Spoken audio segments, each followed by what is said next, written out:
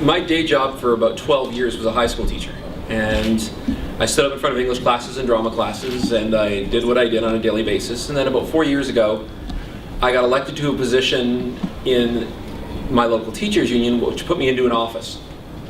And there is a great amount of performance and creativity in standing up in front of students for 75-minute periods every day, 3 75-minute periods. You do get your creative yayas out to a certain degree because you have to improvise, you have to be quick on your feet, you have to be able to respond, all of that stuff. Then I got put behind a desk. In addition to doing that teaching, I've also been playing piano since I was 5, and I used to play in a bunch of bands, and every cheesy classic rock cover band and cover song you could imagine, I've played it. Every Journey song, every Styx song, I've played it. So all of that stuff. When I got stuck behind a desk, I didn't have time for bands anymore. I wasn't up in front of a class anymore. And I really found myself after a few months finding, wow, I need a creative outlet. And the other thing that I found that I was doing, as well, if not anything else, as playing a musical instrument, was talking. And so I started to listen to podcasts, and I started to develop. And the first one I started up, I actually started blogging before I started podcasting because I was way more confident in my writing. So I started up a website, personal blog called Love Hate Things. And where it was, the first idea was like, every day I'm going to pick something and I'm going to choose to love it or hate it and tell everybody why. And that worked out for a while. And then if you've ever written long blog posts before like I did, and having the English background, I was hypercritical of all this stuff. I would go back. It would take me 2-3 hours some nights to write like a blog post. And I didn't write like the current blog post, like 250 words where like they're trying to pack an advertising around it. I wrote essays. I wrote like 6-7 paragraph blog posts. And that wasn't working for me. And eventually I pulled out a microphone for the first time and I said, I'm going to start to read some of the blog posts. And so started the podcasting. And when I first started, it sounded very homogenous, me reading. It's like, and tonight, here's Love Hate Things. And I would read through these blog posts. After I got about 25 episodes in, I came home one night and saw somebody had their Christmas lights up at the end of September. And I pulled a microphone over in front of me, and I went off on a rant for about 10 minutes. And I got some feedback from it saying, the tone of what you're doing here, we like that. You're dropping F-bombs. I didn't have a truck of them, but I had a few. And people started, and eventually I morphed from this scripted thing. I don't blog anymore. When I want to say something, I pull a microphone over in front of me, and I'll talk for 10 or 15 minutes. And I don't edit myself, I don't script myself, I will record. I will do, sometimes drop a little light musical bed in the background just to fill up any dead air, because if there's a 5-second gap, I leave it. And I will put out the podcast. I've done 256 episodes of a Love Hate Thing podcast now. But what that led to was other podcasts. And if you look at the description that I think Ken originally put together for this panel, too many other podcasts to mention. I'm now up to 5. The second one that I got involved in was one called Discultured, and that was great because it was a friend that used to be in Hamilton. He now lived out in Victoria, and over Skype every week we'd record a conversation. And then we had a third person from Toronto who we'd never personally met before. We just started exchanging stuff on Twitter. We saw that he had a good voice, he could talk a lot, and he jumped on. And then we had someone from Vancouver, and our producer lives in Owen Sound. And we started recording this every Wednesday night. And eventually we were recording it, and now we've gone live. So we've got a chat room, we've got people starting up a chat community, and they're listening live, and they're listening to the pre-show.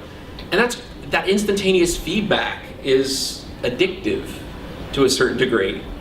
And that moved into other podcasts. So I moved into a podcast called Talking is Dead is the most recent one, with another one of the same guys from the Disculture podcast, just talking about anything. Conversation, which Ken referred to earlier. Trying to provide, if you're sitting in a room listening to 2 people talking, that's the atmosphere we want to give. We want to make you feel like you're part of the conversation. I also do one on Canadian television called TVA, and I do one called Best Episode Ever, which is on retro television from the 60s, 70s, and 80s. For me, this is playing piano, and it has gone from doing my scales to jazz.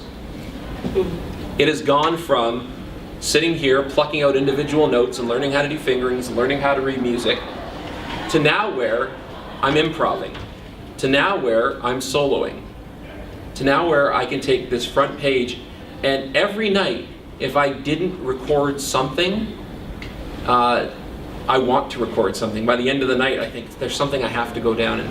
So that's why I share what I do now. And the community has helped to build that. The community has been a great support. I remember a couple years ago coming to my first Podcamp and running into people, and I thought, oh my God, there's other people out there who are actually like me.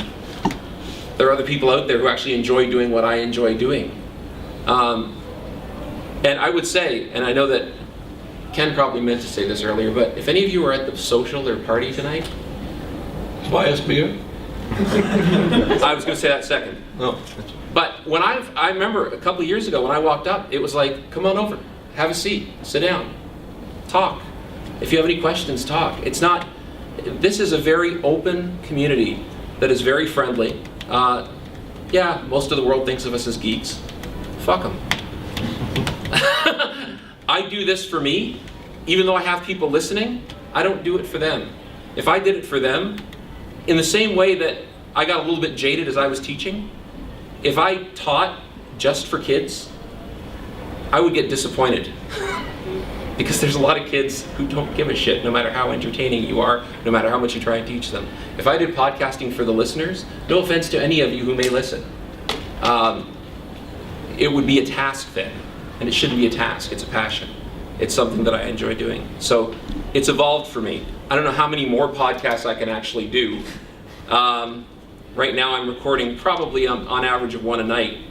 But there are people that I'm making connections with that I never have before.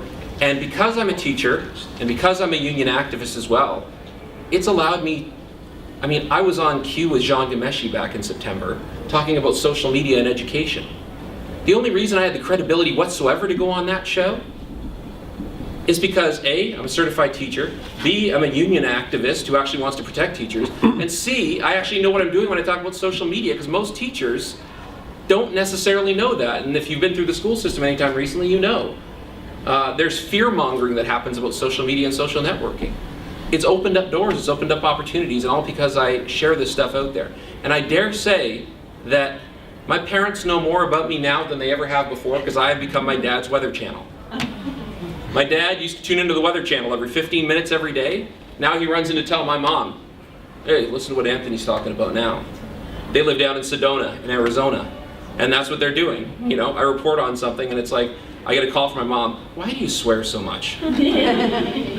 He's right, that was the best Three's Company exactly. episode. So that's why I do it, and that's why I've really loved coming through this process over the past few years. So thanks for listening.